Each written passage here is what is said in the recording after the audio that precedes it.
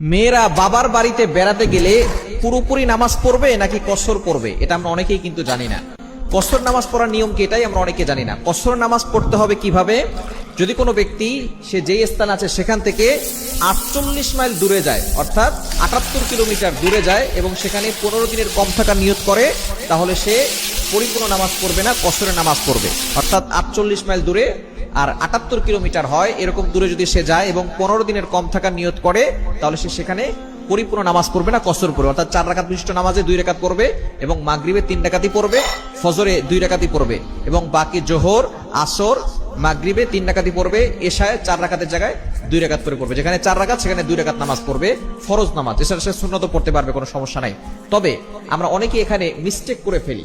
মেয়েরা তারা যে বাবার বাড়িতে যায় সেখানে কিন্তু সেখানে তার জন্মস্থান, সেখানে গেলে আমরা অনেক সময় মনে করি যেখানে জন্মস্থান, স্থায়ী ঠিকানা, সেখানে গিয়ে আমাদেরকে কসর করা যাবে না, পরিপূর্ণ নামাজ পড়তে হবে।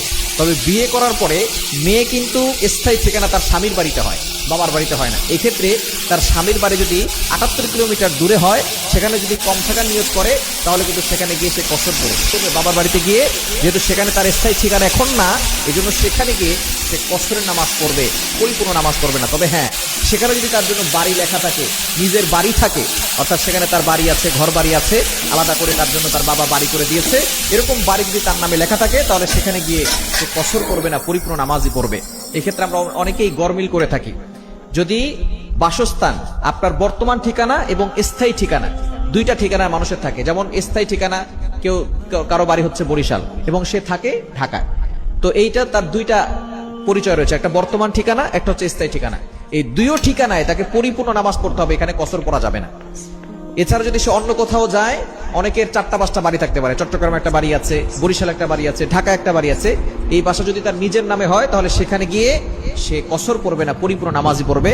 তবে যদি দূরত্বের রাস্তা হয়, 78 কিলোমিটার দূরত্বের রাস্তা হয়, রাস্তায় সে কসর করতে পারবে। এই ক্ষেত্রে শ্বশুর বাড়িতে যদি কোনো ব্যক্তি